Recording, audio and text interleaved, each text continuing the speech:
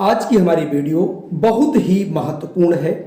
ये वीडियो चाहे आप विद्या ज्ञान प्रवेश परीक्षा की तैयारी कर रहे हो, चाहे आप जवाहर नवोदय विद्यालय प्रवेश परीक्षा की तैयारी कर रहे हो, या फिर आप राज्य स्तरीय राष्ट्रीय आय एवं योग्यता आधारित छात्रवृत्ति की परीक्षा की तैयारी करें, या फिर आप किसी भी वनडे एग्जाम की तैयारी कर रहे हैं, या फिर आप क्लास 5th से लेकर के आप 12th में ही क्यों पढ़ रहे हो।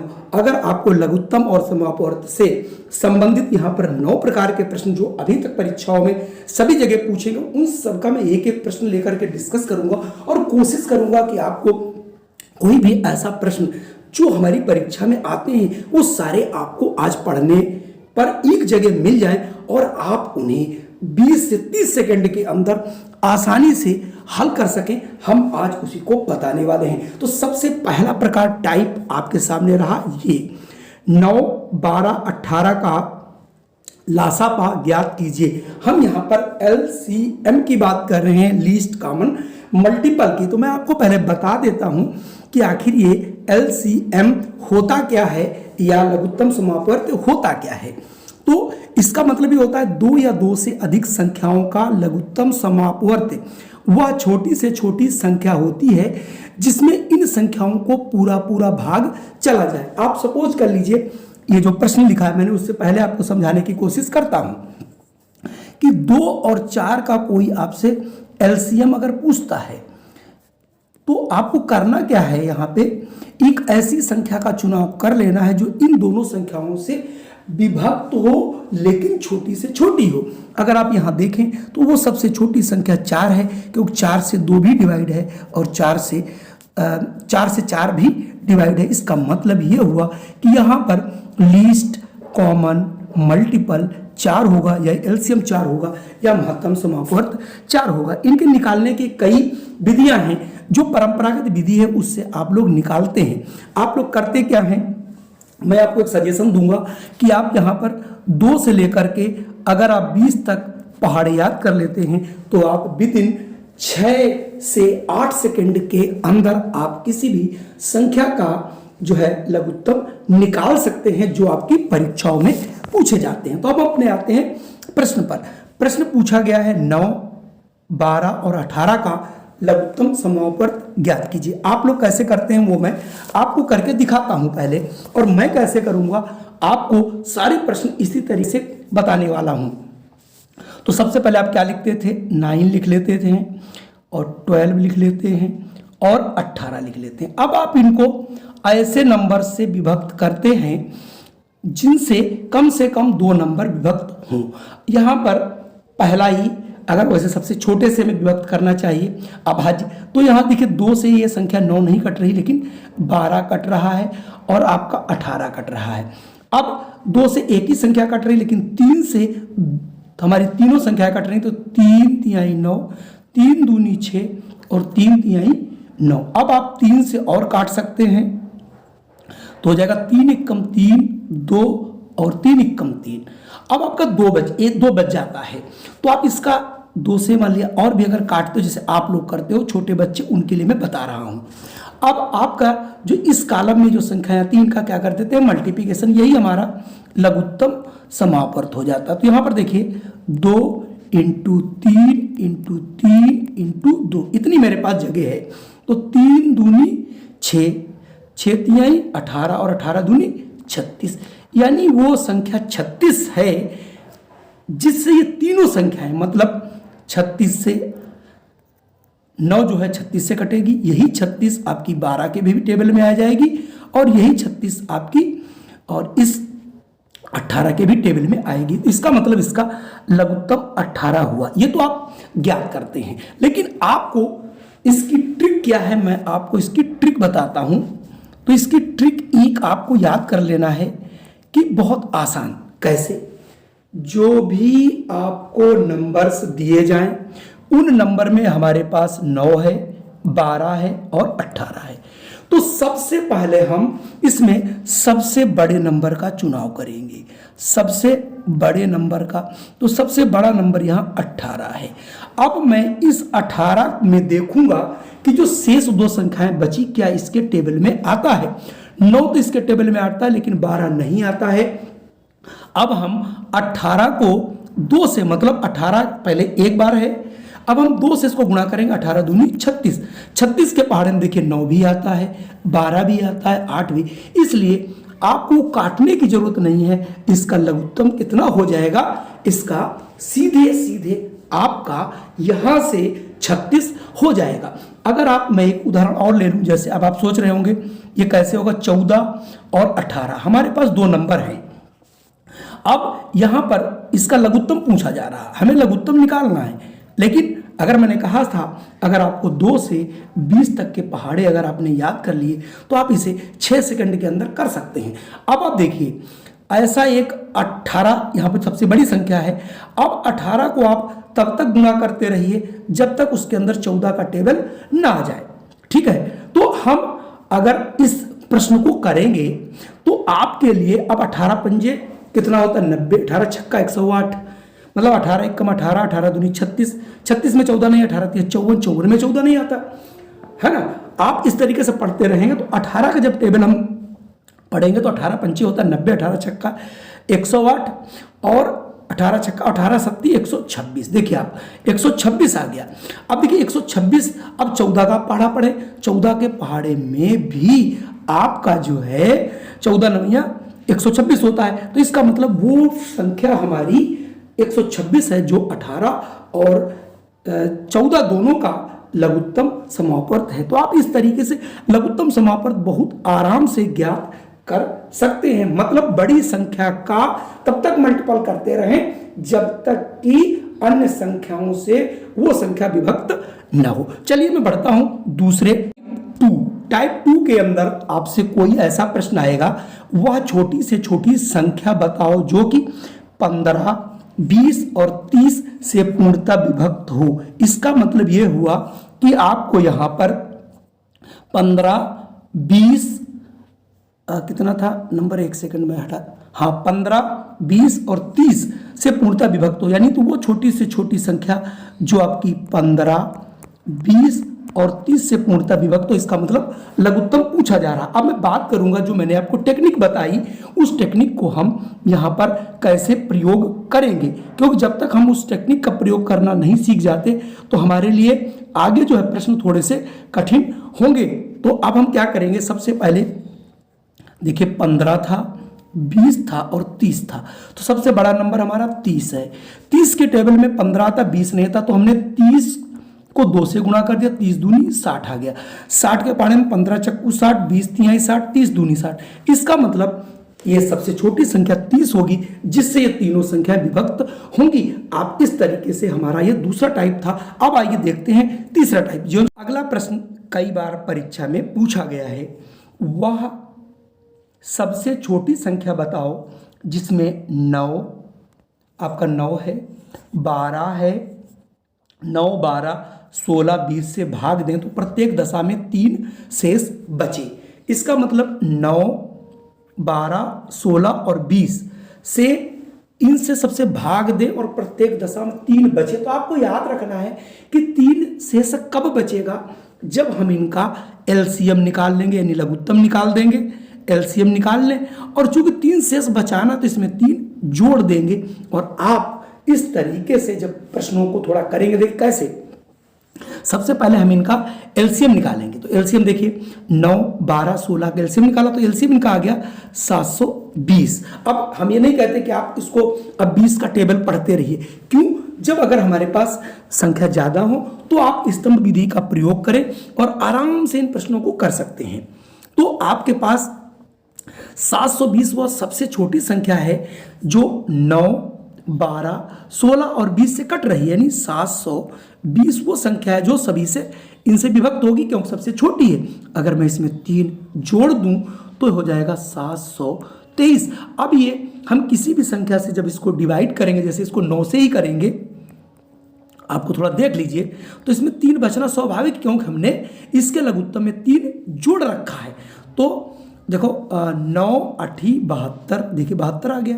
3 आप नीचे उतारेंगे, 0 लगाएंगे तब भी भाग नहीं जाएगी, देखिए 3 आपका शेष बचेगा। ऐसे 16 से आप कर लीजिए, चाहे 20 से करेंगे, 3 सदैव आपका शेष बचेगा। चलिए बढ़ते हैं अगले प्रकार पर। जो अभी मैंने प्रश्न किया उसका बिल्कुल उल्टा।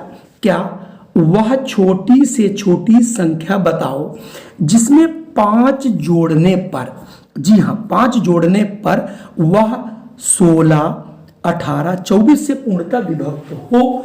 इसका यह मतलब हुआ कि हम इसका सबसे पहले यानी 16, 18 और 24 इनका हम पहले लघुत्तम निकालेंगे। ठीक, तो जब हमने इनका लघुत्तम निकाला तो हमारे पास 144 आया। अब देखिए ये 144 संख्या वो संख्या है जिसमें हम 16 से अगर भाग करें पूरी पूरी कट जाएगी, 18 से भाग करें पूरी पूरी कट जाएगी और 24 से भाग करें तब भी पूरी पूरी कट जाएगी। अब कह रहा है कि नहीं, हमें वो संख्या चाहिए जिसमें 5 जोड़ने पर ही ये डिवाइड हो।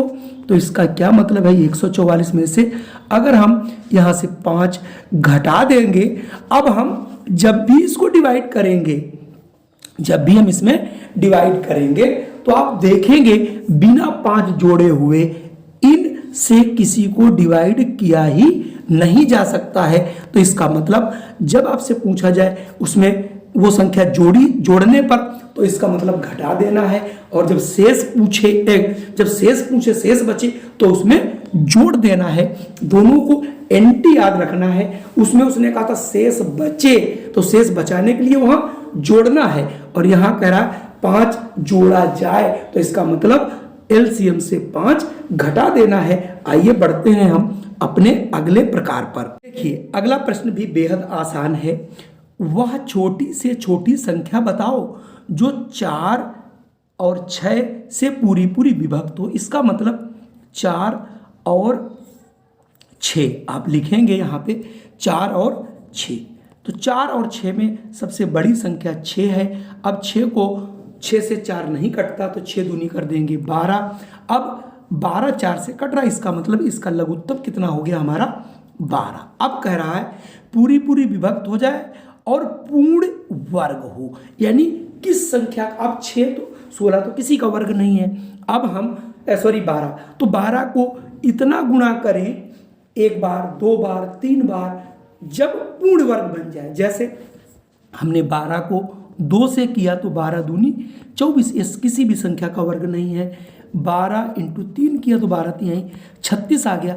36 चूंकि 6 का वर्ग है, यानी 6 को 6 से गुणा करते हैं तो 6 36, यानी 6 का वर्ग जो है 36 है। इसका मतलब वह छोटी से छोटी संख्या 4 और 6 से पूरी पूरी विभक्त होगी और पूर्ण वर्ग भी होगी। हालांकि ये दोनों सभी विभक्त होती थी लेकिन पूर्ण वर्ग नहीं थी, इसलिए आपको ये प्रोसेस तब तक करते रहना है जब तक संख्या हमारी पूरी पूरी न कट जाए। चलिए बढ़ते हैं अगले प्रकार पर।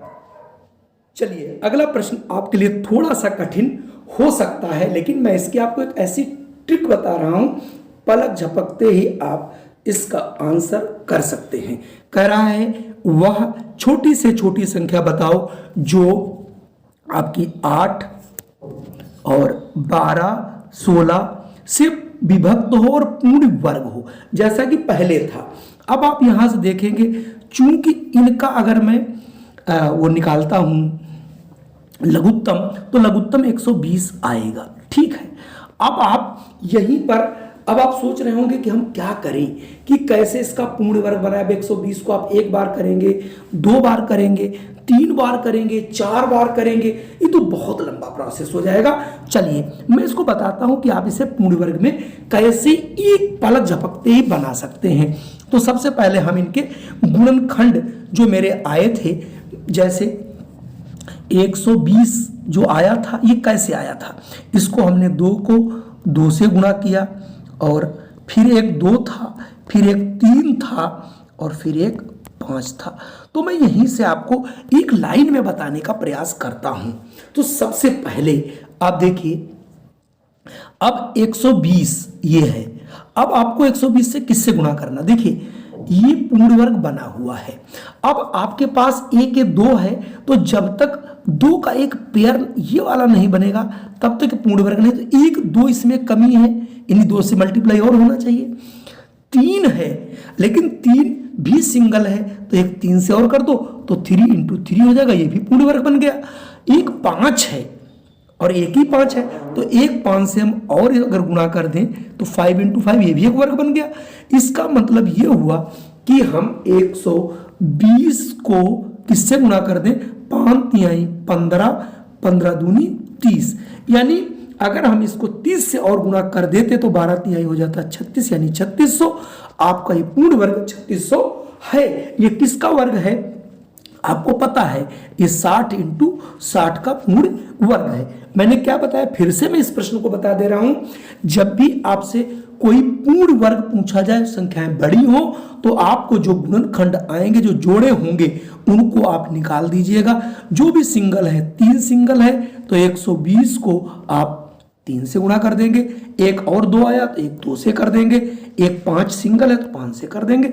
आप पलक झपकते ही देखिए 3 दूनी 6, 6 पंजे 30, 12 तिहाई 36, यानी 3600। आप तुरंत देखेंगे ये पूर्ण वर्ग होगा, क्योंकि वर्ग और पूर्ण वर्ग कैसे किया जाता है मैं पिछली वाली वीडियो में इसका डिस्कशन कर चुका हूं। चलिए बढ़ते हैं हम अगले प्रकार पर। इस पर बेस्ड भी एक सवाल अक्सर परीक्षाओं में पूछा जाता है और बच्चे इसमें बहुत कंफ्यूज होते हैं और अक्सर गलत कर ही देते हैं। तो लेकिन मैं आपको इसका एक बहुत अच्छा तरीका बताऊंगा। इसमें 2 प्रश्न हमने एक साथ ले लिए हैं। अगला एक जो इसका प्रश्न था वो मैंने काट दिया, क्योंकि हम आपको दोनों एक ही में से बताए दे रहे हैं। जैसे पूछ रहा है 4 घंटे एक साथ बजने प्रारंभ होते हैं, मतलब आप कोई घड़ी है, आपके घर में 4 घड़ी लगी है, तो वो क्या करते हैं, यदि वे 2, 3, 4, 5 सेकंड के अंतराल पे, 1, 2 सेकंड पे, फिर 1, 3 पे, 4 पे, 5 पे बजते हैं, तो बताओ वे कब एक साथ बजेंगे। तो पहला प्रश्न ये हो गया, इसका मतलब एक साथ कब बजेंगे, तो कौन सा वो मिनिमम टाइम है जिस पर वो एक साथ चारों आपके जो सिग्नल है, ये जो घंटे हैं वो बजेंगे।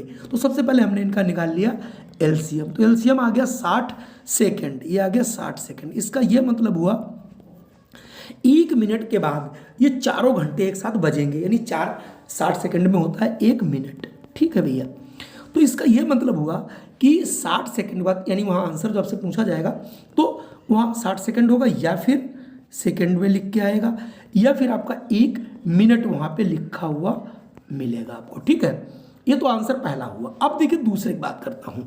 यहाँ तक कोई दिक्कत नहीं थी, यहाँ तक कि एक साथ कब बजेंगे, एलसीएम निकाल के आपको देख लेना है। और टाइम को बस ये ध्यान रखना है कि आंसर उनका सेकंड में आ रहा है या मिनट में आ रहा है। तो आपका जो चीज़ जिस चीज़ में दी होगी, क्योंकि सेकंड में दिया रहता है तो सेकंड में ही आंसर आएगा, उसे आप मिनट में कन्वर्ट कर लेते। जैसा कि यहाँ पर 60 सेकंड आया था, इसका मतलब 1 मिनट के बाद वो घंटे पुनः एक साथ बजेंगे।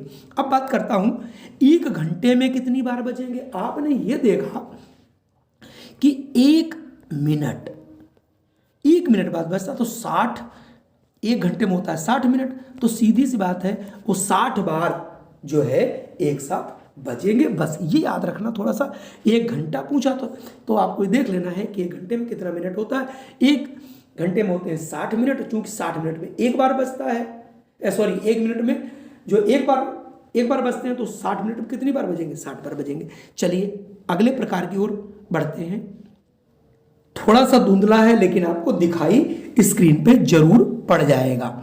देखिए प्रश्न आपसे पूछा जा रहा है, अक्सर ऐसे सवाल पूछे जाते हैं, 4 अंकों की वह छोटी से छोटी संख्या बताओ, यानी लघुत्तम की बात यहाँ पे की जा रही है, जिसमें 15, 40 और 75 को पूरा पूरा विभाजित किया जा सके। लेकिन 4 अंकों की वह छोटी से छोटी संख्या पूछ रहा है, तो आपको 4 अंकों की सबसे छोटी संख्या पूछ रहा, तो हम क्या करेंगे यहाँ पे 15, 40 और 75 का सबसे पहले निकाल लेंगे वर्गमूल। तो जैसे ही वर्गमूल निकालेंगे ये आ जाएगा 600 बच्चों। ठीक है, ये तो कर ही लोगे आप लोग। कैसे कि 15 और 40 और आपका 75, इनका आपको निकाल लेना है लघुत्तम, तो ये आ जाएगा आपका 60। अब 600। अब देखिए 600 जो आया है आपका, इसमें कितने अंक हैं, 1, 2, 3, इसमें 3 अंक है। अब हम ऐसा कुछ करें कि इसमें 4 अंक बन जाए और पूरी विभक्त, तो इसका मतलब अब हमें 600 का मल्टीपल ही लेना पड़ेगा। तो सबसे इसके नजदीक का मल्टीपल कौन है, 2 है, तो 6 दूनी 12। अब देखिए 1200 से नीचे कोई संख्या 600 की मल्टीपल नहीं हो सकती। अब ये हो गई 1200, तो 1200 में अंक हो गए 4 और इससे संख्या छोटी नहीं हो सकती। इसका मतलब सबसे छोटी संख्या 1200 होगी जो 15, 40 और 75 से विभक्त होगी। अगर यही प्रश्न बड़ी से बड़ी पूछता तो कैसे करते, तो चलिए अगले और अंतिम प्रकार में देखते हैं। देखिए अगला जैसा कि मैंने प्रश्न बताया था, 3 अंकों की वह छोटी से छोटी संख्या बताओ जो 3, 4, 6, 10 से पूरी विभक्त हो। तो सबसे पहले हम इन चारों नंबर्स का एलसीएम निकाल लेंगे। एलसीएम आप इसी तरीके से निकालेंगे, या फिर मैंने बताया था 10 को आप तब तक गुणा करते रहिए जब तक 3, 4, 6 से कट न जाए। आप कर लेंगे तो यह आ जाएगी 60। ठीक है, अब आपको 60, अब कह रहा है 3 अंकों की। अब आपको 60 का ऐसा पहाड़ा पढ़ना है कि ये 3 अंकों में तब्दील हो जाए और बड़े से बड़ा हो, छोटे छोटा नहीं कहा। अगर ये कहता कि वह छोटी से छोटी संख्या, तो देखिए 2 से गुणा कर देते, 6 दूनी 12 यानी 120। 3 अंकों की अगर पूछता तो ये हो जाती, लेकिन इसने 3 अंकों की बड़ी से बड़ी पूछी है। अब आपको ये जो 60 है, अब इसको आप कितनी बार गुणा करेंगे कि ये आपकी जो है लगभग 3 अंकों में बदल जाए। अब जैसे 6 है तो आप 6 धाम 60 कर दोगे तब भी छोटी रहा, 600 बनेगी। अब आपको थोड़ा सा बड़ा सोचना है कि इसको अगर हम 11 से करते तो 11 छक्का 66 आ जाता, 1 0। 12 से करते 12 छक्का 72 आ जाता, 13 से करते 13 छक्का 78 आ जाता। अगर 16 से करते तो 16 छक्का 96 यानी 60 इंटू 16, 16 छक्का 96।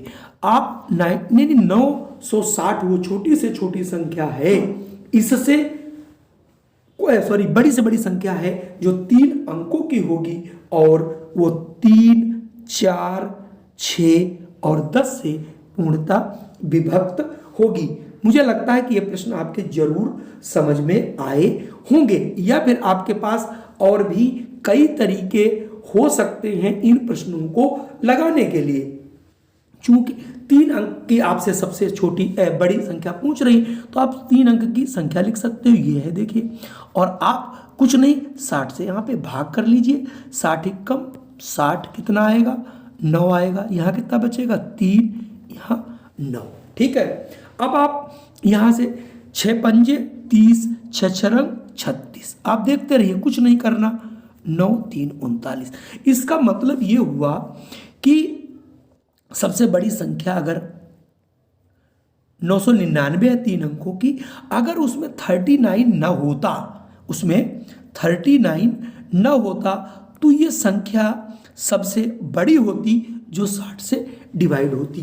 तो ये तो चूंकि हम छोटी क्लास के लिए आपको बताए कि एक बार गुणा करो 2 बार, लेकिन अगर कोई बड़ा प्रश्न आएगा तो आप इसे भाग करके देख लेंगे और बहुत ही आसानी से इस प्रश्न को कर लेते। संभवतः आशा करता हूं कि आज की ये वीडियो आपको जरूर पसंद आएगी। अगर पसंद आई हो तो कृपया कर दीजिए लाइक, और अगर चैनल पे पहली बार आए हैं तो कर लीजिए सब्सक्राइब। आप किसी भी क्लास के हों, हमारी वीडियो आपको इसी तरीके से मिलती रहेगी। जय हिंद, वंदे मातरम। फिर मिलता हूं एक नई वीडियो के साथ।